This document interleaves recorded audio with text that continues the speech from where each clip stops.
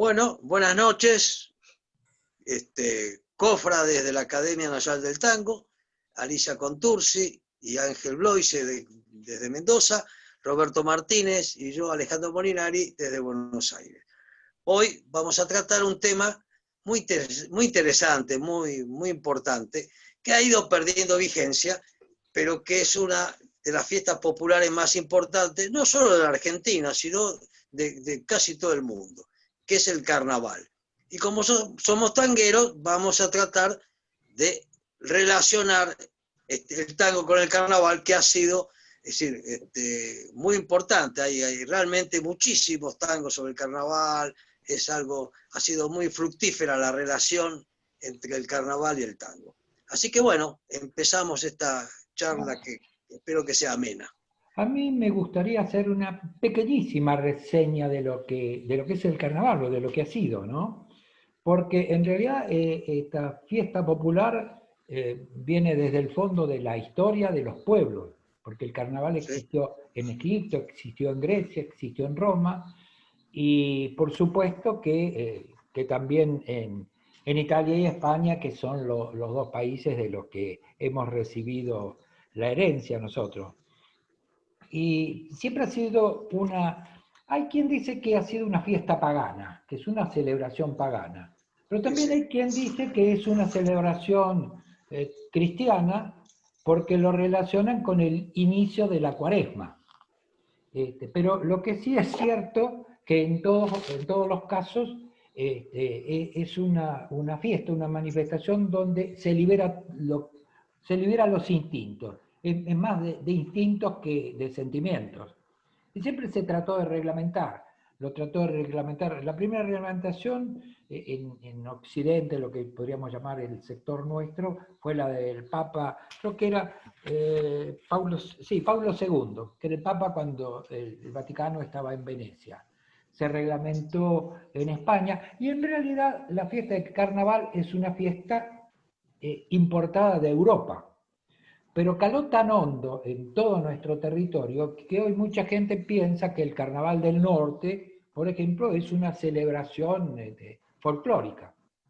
Entonces, siempre hubo eso y acá se reglamentó en la época de la colonia, fue famoso el Carnaval de Rosas, después de la caída de Rosas había comparsas o agrupaciones donde los blancos se pintaban de negro. Hubo un carnaval lujoso en esa época, es decir, ya en la segunda mitad del siglo XIX, y así fue evolucionando hasta que el carnaval se va a juntar con el tango, que era lo lógico. Y ahí es donde creo que nosotros tenemos que hacer pie y comenzar a desarrollar esta fuerte relación que hubo entre el tango y el carnaval. Exacto, yo quería... Habla, Angelito, habla. Sí, yo te decía que tenían una base sólida e igualitaria, digamos, los dos, que era una base popular. Sin ninguna duda, el carnaval era un festejo absolutamente popular, sí. Que si bien las clases altas lo celebraban, pero era quizá en algún momento la única fiesta que tenía la gente. Y era tan así que no solamente en los corsos y demás el tango tenía presencia, sino que no olvidemos que algunos espectáculos de carnaval o carnestolendos, como se decía, una palabra ya absolutamente en desuso, se hicieron en el Colón. Claro, sí. En el Teatro Ópera en 1908, Lorenzo Logatti estrenó El Irresistible, por ejemplo. Eran lugares en donde había orquestas muy grandes, de mucha gente, de muchos músicos, porque no había amplificación, no había sonido y demás, y tenía que sonar. O sea que la base popular estaba, y obviamente al estar la base popular, el tango iba camino, iba pegadito a eso. Acá hay un libro, les muestro, a ver si sale, muy interesante, que publicó en el 2000 la Academia Porteña Lunfardo. Es un libro de un gran historiador de la Boca, que fue Enrique Pucha, y él hace un raconto de los tangos dedicados al carnaval. Ajá. Y me tomé el trabajo de contarlos. Ustedes tienen idea, yo no tenía, confieso, no tenía ninguna idea de la magnitud de los tangos, de la cantidad. Hay más de 80 tangos dedicados al carnaval. Mirá vos. Es una Perdón, cifra... Roberto. En realidad, Puccia dice que esos son los que él puso. Los que él puso, Que por no, eso, él que no registra. son todos. No, que no son O sea, todos, que no son todos, él por eso. puso Ahora, en realidad en esta crónica 70 tangos y 12 que son o milonga, vals, o sea, lo sí, que llaman para tango. 81, 82, Pero sí. son algunos, Son algunos. no Por son eso, todos. por eso, sí, por eso dije. A mí, la verdad que la cifra me sorprendió. Y sobre todo porque casi todos los tangos, yo diría que el 90% de los tangos fueron compuestos en la década del 20 y del 30. Exacto. Y entonces después, como decía Ángel, el carnaval fue perdiendo presencia en la vida del hombre común, ¿no? Porque cuando el tango se junta con el carnaval, o el carnaval incorpora el tango, es esencialmente la representación del pueblo. El carnaval son las dos representaciones, ¿no? Es una fiesta popular y el tango, que es el pueblo de Y el tango, que por supuesto canta la vida, es la vida misma cantada. Lo que yo quería aportar era lo siguiente. Y si bien el carnaval es una fiesta universal, cuando decimos fiesta universal es porque trasciende los lugares y el tiempo. Por eso muy bien decía Roberto que tenemos que llegar hasta los griegos, pero la época preclásica, ¿no es cierto? Sí. Las fiestas dionisíacas y demás. El carnaval es la expresión de la vida instintiva sin límites. En épocas muy, digamos, rígidas, se dejan esos 2 o 3 días de carnaval como una especie así de liberación, de salida del vapor, ¿no? De olla, de esa olla que tenía la salida del vapor, la marmicóquera, ¿no? Que se abría así y salía el humito. El hecho de usar un antifaz o una careta hace que seas anónimo. Hace que seas anónimo. Pero es como la liberación, ¿no? La liberación de los instintos en épocas muy restrictivas. Entonces, cuando la época es muy liberal, permite la expresión, el carnaval no tiene sentido. Buena apreciación. No, está perfecto. Y es tan cierto, es tan cierto esto que decís, claro, que es la liberación, que cada vez que se lo quiso limitar, porque se lo intentó de mil maneras, en todas las épocas, en todos los países y en todos los gobiernos, y no se logró. Porque es el instinto lo que sale. Y es perfecta la definición que da. Claro. Porque cuando todos los instintos uno los puede exponer, como esta sociedad más moderna, donde todo vale, y no lo digo ni por mal ni por bien. ¿Para qué quieres el carnaval? ¿Y para qué quieres el carnaval si ahora no hace falta? Bueno, ahora, este estudio está perfectamente representado en las letras de los tangos. Ahí está. Está maravillosamente puesto, porque Siempre es carnaval de los hermanos Fresedo, de Emilio, el letrista de Vida Mía, y Osvaldo, el famoso Osvaldo Fresedo, que es del 37, siempre es carnaval, ese tango, y bueno, y está diciendo que está planteando cómo ya las caretas y la falsedad y esto y lo otro es cuestión de la vida, es cuestión común de la vida, por eso dice siempre es carnaval, ¿no? Está haciendo esa reflexión profunda de a ver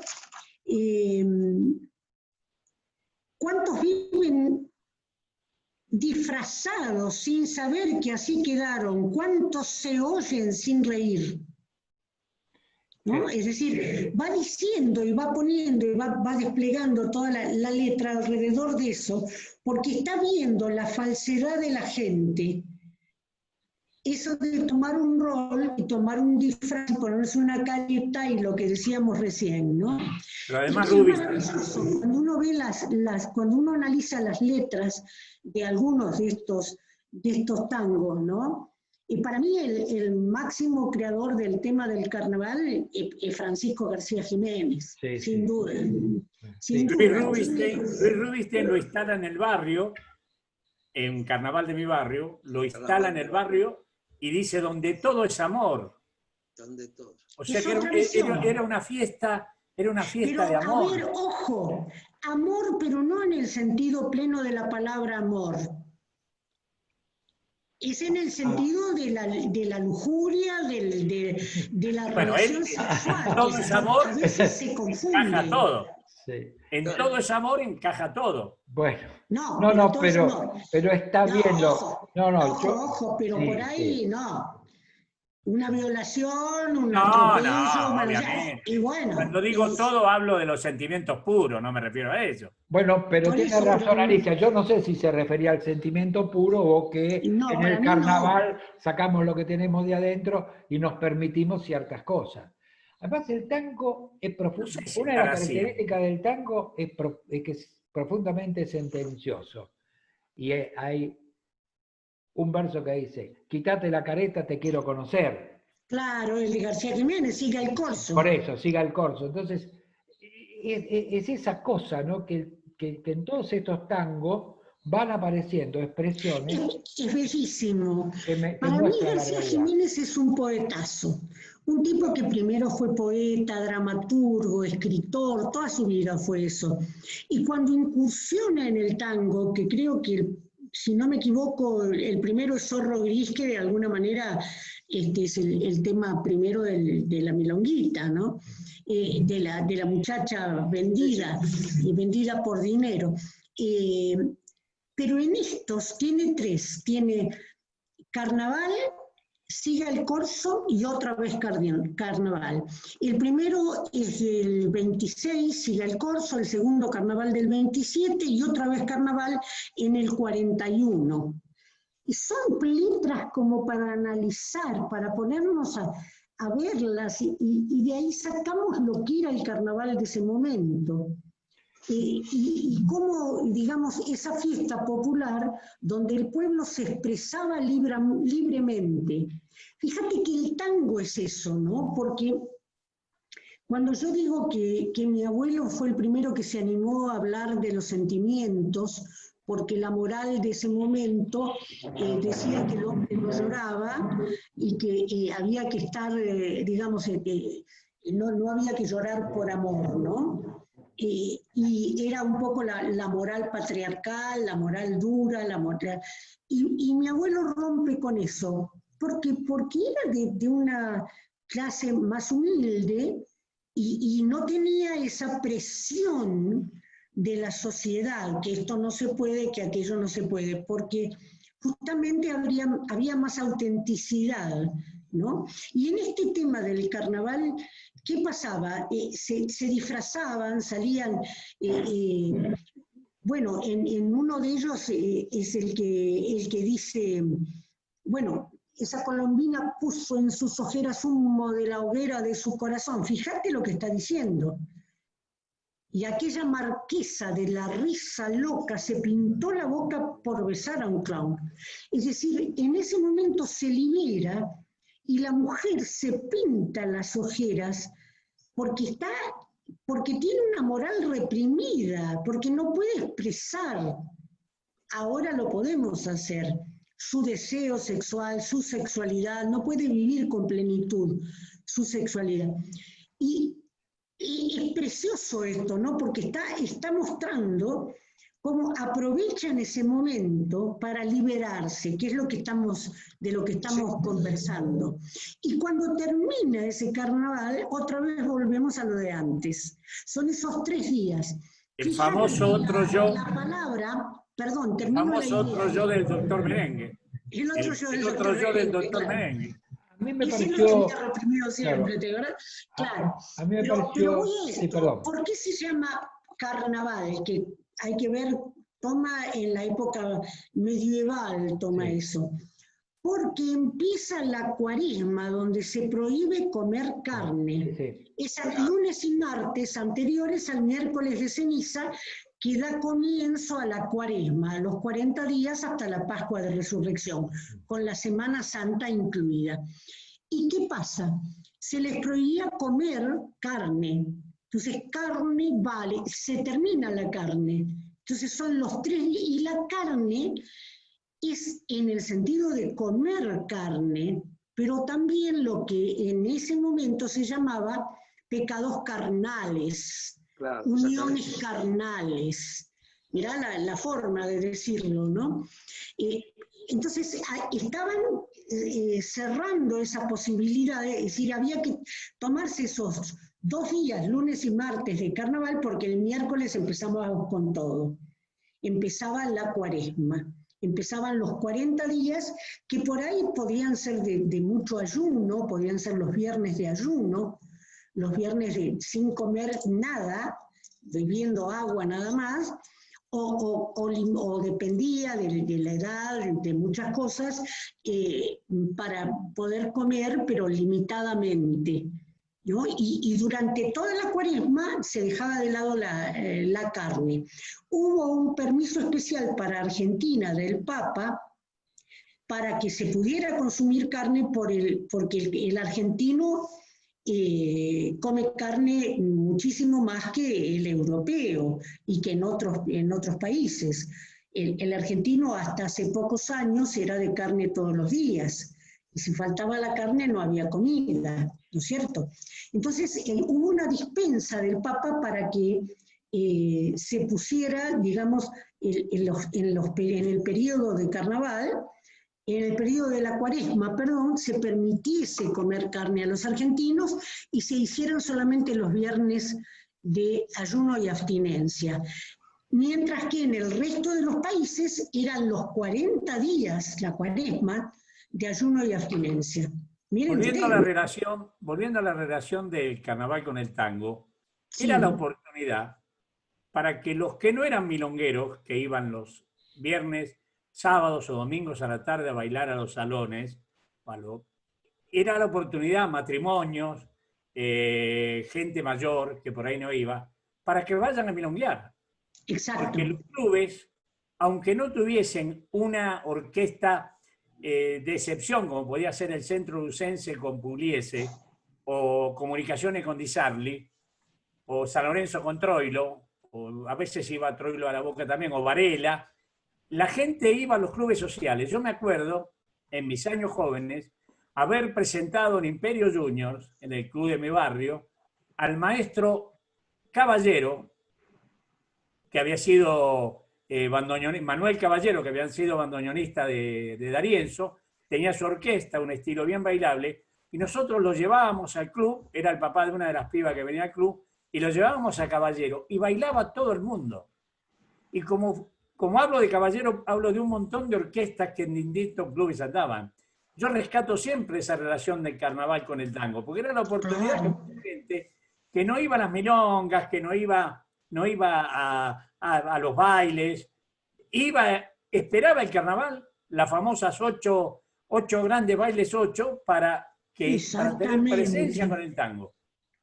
Eso después, ya en la década de las orquestas, Claro. porque en una primera parte, al principio, en los primeros años, del 1900, como dijimos muy bien, estos tangos del 27 que están representando ya, estaba el corso en las calles, pero se empezaba en los patios haciendo las fiestas.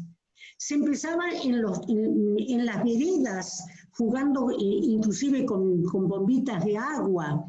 Después eso se fue volviendo cada vez más agresivo y ya no se podía, ¿no? Porque te mojaban y te tiraban. Vos fíjate, Alicia, perdón, que lo que vos estás diciendo, justamente, hay una etapa donde el carnaval está en la calle y otra que va a salones, a clubes donde están los bailes. Hasta los 50. La primera etapa de las comparsas, y ahí ya mismo, ya en la primera etapa de las comparsas, van a aparecer músicos de tango que hacen componen y escriben las letras de las comparsas de la murga.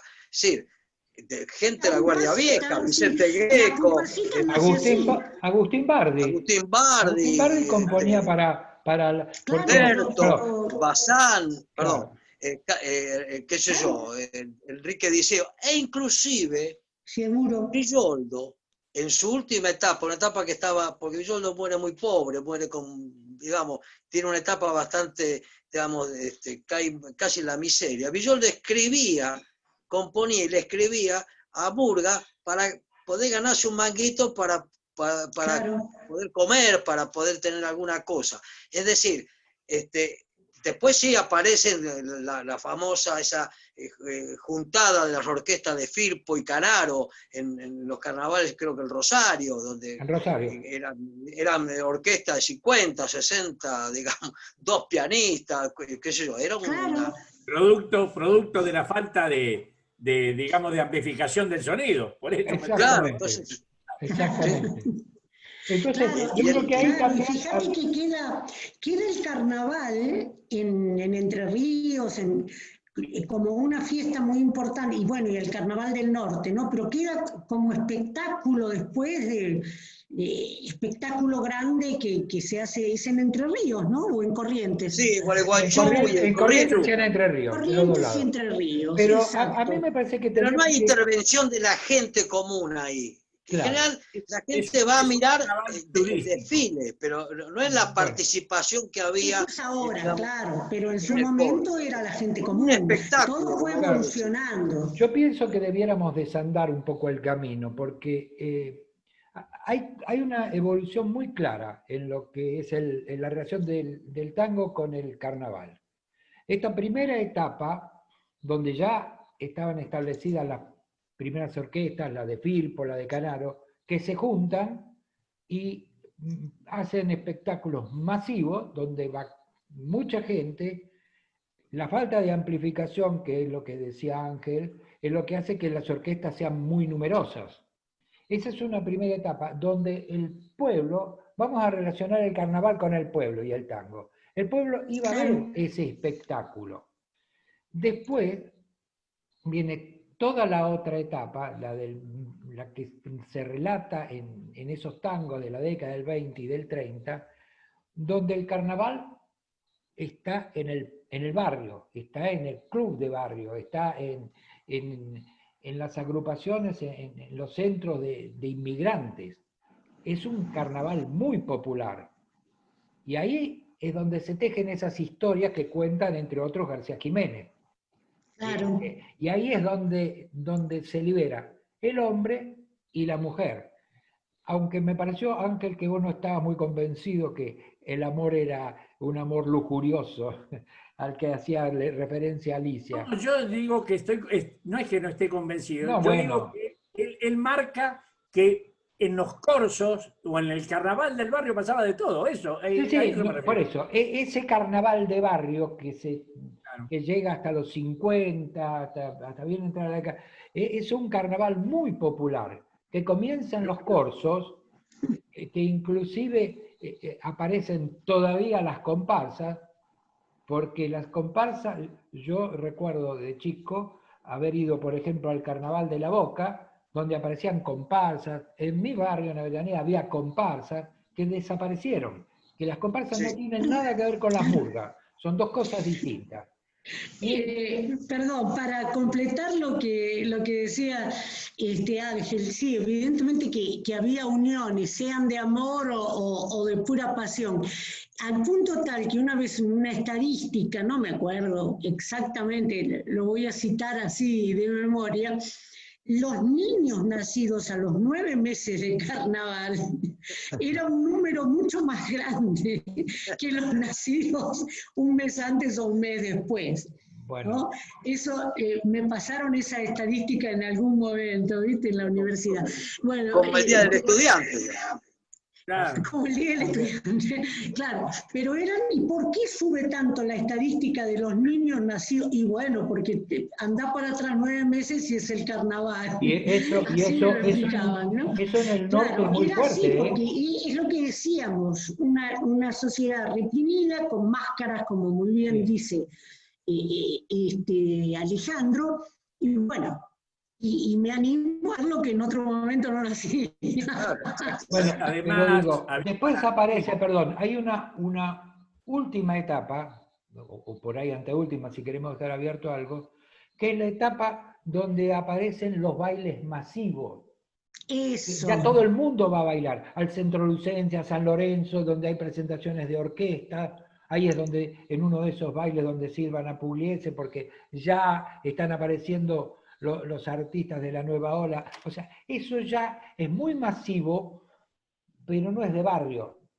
No es el barrio que se expresa. que empezaron a desaparecer los corsos. Claro, Claro, claro. claro, Ese es claro. otro, Coincide con es otro carnaval. Que tocaban aquí o allá en los distintos barrios. Claro. Yo me acuerdo que las orquestas y los intérpretes y los autores inspiraban esas fiestas, porque era el Claro, momento del año donde se ganaba mejor. claro. La orquesta estaba esperando ese momento porque tenía una cantidad programada Claro, de presentaciones. Es que claro, los contratos Fíjate que- se firmaban Perdón. 3 Yo me acuerdo en que papá era secretario de la Sociedad de Autores y Compositores en la segunda época, que es donde lo sacan a Cátulo presidente y el secretario lo saca la Revolución del 55, unos años antes, yo era chiquita, tenía 9, 10 años, que para los carnavales había que armar una estrategia especial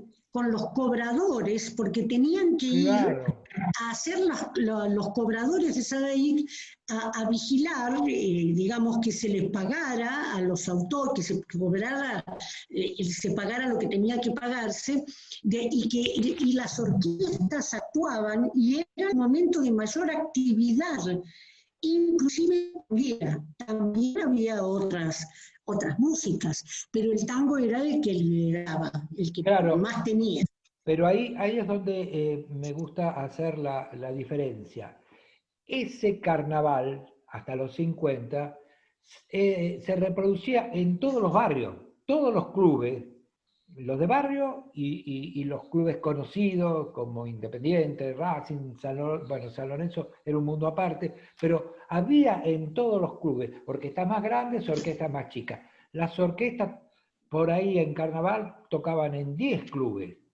Ahora, luego eso se fue concentrando cada vez más y fueron desapareciendo los bailes de barrio, digamos, de clubes de barrio, de clubes más chicos, y empiezan a concentrarse en el Centro Lucense, en comunicaciones, inclusive los diarios publicaban como la estadística. ¿Quién recaudó más? ¿Quién recaudó más? O sea, ahí es donde el comercio, como siempre, la parte comercial barre la expresión cultural.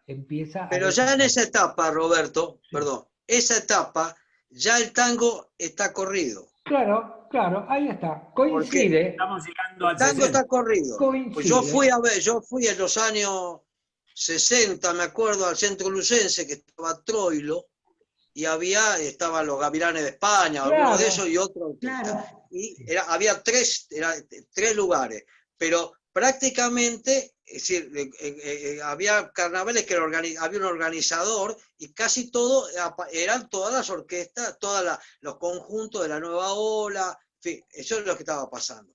Otro tema, el tema de los corsos, digamos, se va eliminando cuando se saca el feriado de carnaval.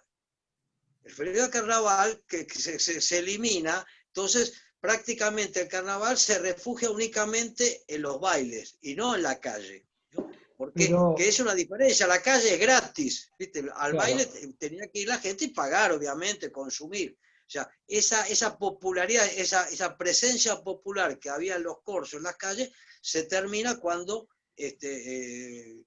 Sí. consideran días laborables y sacan el feriado de carnaval. Claro, pero esto ya es Exacto. más acá. Pero vos dijiste Claro, algo, sí. Alejandro, que me parece que es central y que no está muy tratado, que es lo siguiente. Esto de los bailes muy populares, de la cantidad de orquestas en los clubes, comienza a disminuir y se va a concentrar en 4, 5 o 10 lugares como máximo, justamente en el tiempo en el que el tango comienza a perder masividad. Sí, sí. Hay una coincidencia, es decir, Viene de bueno, los 50. Claro, todo va parejo. entonces, saco el tango, saco a Pugliese, por ejemplo, con sus cantores, o a Troilo con sus cantores, para que vaya a cantar Palito Ortega, más allá del Claro. gusto de cada uno. Pero hay, el espectáculo en sí, el tango empieza a perder vigencia, reemplazado por la nueva ola y por todo esto. O sea que hay una coincidencia temporal entre Sí. la desaparición Es una del misma, carnaval. se va manifestando en todos los ámbitos. Sí, sí. Sí, Los no, cambios sí. es así. Pero hay que Puede seguir señalarlo. cualquier hilo conductor, Claro, pero pero siempre. hay que Claro, señalarlo, sí. Alicia. Sí, Bueno, hay que señalarlo, hay que señalarlo. señalarlo. Claro que hay que señalarlo. Porque nos ha Ahora, robado Dice- todo. claro, exactamente. Lo que De dice la misma Alejandro es manera que se clave. fueron perdiendo las costumbres. Yo me acuerdo que de chiquita y nos disfrazábamos para carnaval. Claro. Todos, todas nos disfrazamos. ¿De qué te vas a disfrazar? La conversación, ¿no? ¿De qué te vas a disfrazar? Mi mamá nos hacía los trajes, tomaba telas y cosía y nos disfrazaba de una cosa o de otra, ¿no? Todas Mi las viejo, mamás, mi viejo no hacía solo los mi trajes, mamá, mi viejo todas era las sastre. mamás. ¿Eh? Mi viejo era sastre y hacía los trajes de la murga que teníamos en el Mira barrio. vos, claro, ahí está. Mi viejo. Y hay Y un... hablando de mi viejo, siempre me acuerdo de la parte del cine. Romero filmó en el 40 Carnaval de Antaño. Claro, que es un tango de Miguel Romero, claro. Carnaval de Antaño, que creo que ahí estrena Discépolo Esta noche me emborracho, si no me equivoco. Que el carnaval de antaño que dice, ¿te acordás del carnaval de 1912? Trabaja Charlo, Sabina Olmos. En la película, pero lleva el mismo nombre del tango. El tango es del 29, con música de piana. Miguel Romero y música de piana. ¿Te acordás del carnaval de 1912? Mirá como ya es evocativo. Bueno, la película empieza con el Carnaval del 12. Pero Claro, como se porque une la película lo debe seguir al tango, debe estar, claro. cómo se van uniendo a las expresiones culturales, porque Claro. el tango y el carnaval se hermanan. Y también el cine trató muchísimo el carnaval en esas películas de la década del 40 y del 30. O sea, hay muchas películas donde aparecen escenas relacionadas con el carnaval. Lo que también marca la popularidad que tenían las fiestas de carnaval en la sociedad, en el hombre común de Buenos Aires. No digo Pero nada. Alejandro dijo una cosa clave recién, Roberto. Sí. La eliminación de los feriados, que creo que fue por la dictadura de Videla. Eso fue la dictadura militar, ya, sí. Eso fue digamos, el golpe en la nuca que le faltaba al carnaval, Sí, fue eso. Sí. Era un enfermo que estaba casi terminal, le sacaron el suero y el respirador. Pero bueno. Si bien después se rehabilitaron los días como feriado de carnaval, pero ya es otro el contexto. Seguro, exactamente. Pero Era la parte, como dijo Alicia, entre Ríos, Corrientes, que es más turístico que popular. Sí. Es ir a los carnavales de Corrientes o de Entre Ríos o irse de vacaciones un fin de semana largo. Ese es el punto. Ese es el otro punto. Estamos en una sociedad distinta. Lo que pasó no se puede recuperar porque es otra sociedad. Yo tengo 4 días y me voy a pasarlo a la costa. El carnaval ya pasó de largo. Ya pasó de largo. Nosotros estamos hablando de Buenos Aires, pero acá en Mendoza, por ejemplo, los carnavaliolazos eran famosos en el Club Giol. Bueno. Y de la misma manera eran en Huracán Las Heras, en Andes Talleres, en Luján Sport Club. Pero no ahora, Ángel, también terminaron. Acá, Comunión Juvenil, en Luján. y yo no viví en esa época acá, no lo viví, pero gente que lo vivió me lo cuenta, incluso hasta emocionado me cuentan cómo eran esos bailes. Cómo eran esos bailes que obviamente después pasaron a mejor vida, ¿no? Todo esto pasó a mejor vida. Ahora, hay algo que sí hay que recalcar, que se ha reaparecido la murga. Hay mucha gente joven, muchos pibes que han ido desarrollando la murga. Uno va, por ejemplo, ahí por el Parque Lezama y están permanentemente practicando, hay escuelas de murga. Es decir, no sé hasta dónde llega, pero hay una movida que está, digamos, hecha por pibes muy jóvenes, ¿no? Que es una cosa interesante. Sí, vos sabés no sé que si puede recrear el carnaval de antaño, digamos. No, ahí hay un fenómeno muy especial en la murga, porque en realidad el carnaval en esos años 20, 30 estuvo muy influenciado, como era lógico, por la inmigración. Había rondallas, conjuntos que imitaban a lugares de Italia, de España, mientras que en Uruguay, del otro lado del río, tenía mucha vigencia, más allá del carnaval, de la movida de los afrodescendientes, la murga uruguaya. Y la murga uruguaya tiene estrecha relación con la tuna española, la tuna es una expresión de los universitarios españoles. Y yo creo, y es bueno... Tiene mucho de protesta. Claro, bueno, claro, pero la tuna era de protesta. Entonces yo creo que lo que se está recreando, y no lo digo por mal, sino por bien, es que se está recreando esa murga que conservaron los uruguayos. Exacto. Y donde nació la comparsita, que era lo que yo les decía hace un rato. Claro. La comparsita nace como una canción de murga. Claro. Después se elabora como tango completo, pero empieza siendo una canción para una murga, ¿no? Yo creo que estas expresiones de los chicos jóvenes que se están dando, que se está haciendo muy importante, como dice Alejandro, está muy influenciada por la murga uruguaya. Y está bien que así sea, porque al fin y al cabo somos parte de una misma cultura, ¿no? De la cultura del Río de la Plata. Qué maravillosa. Son contestatarios. Sí, claro. Bueno, la murga y rebelde, ¿viste? Aracalacana, claro, Aracalacana y todas esas murgas uruguayas son tremendas. Lo que pasa es que en Uruguay está también vinculado con el candombe. Son interesantes, digamos. Son dos cosas distintas, Alicia. Porque se meten en el tema político. Son dos cosas distintas. El candombe es una cosa y la murga es otra. El candombe es una cosa y la murga es otra, pero están vinculadas y son hermanas. Están juntas ahí. No estoy tan seguro de que tengan... No, me parece que son dos expresiones distintas. Una responde a la cultura negra y la otra tiene raíces españolas. Pero bueno, es un tema riquísimo para analizar. Pero escuchame, acá, yo he conocido acá murgas que tenían muchísimo de candombe, es decir, bueno, se unen. sí. Bueno, porque el origen puede ser distinto. No, seguro. Y quiero decirles esto. Esto es riquísimo, lo hemos tratado de la mejor manera posible, pero se nos acaba el tiempo. Se nos acaba el tiempo.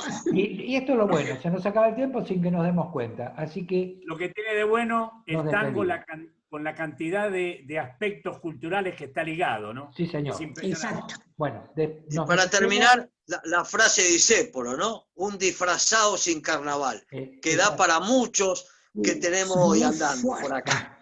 Es la mejor representación de lo ridículo. Bueno, nos vemos entonces la semana que viene y seguramente encontraremos temas tan interesantes.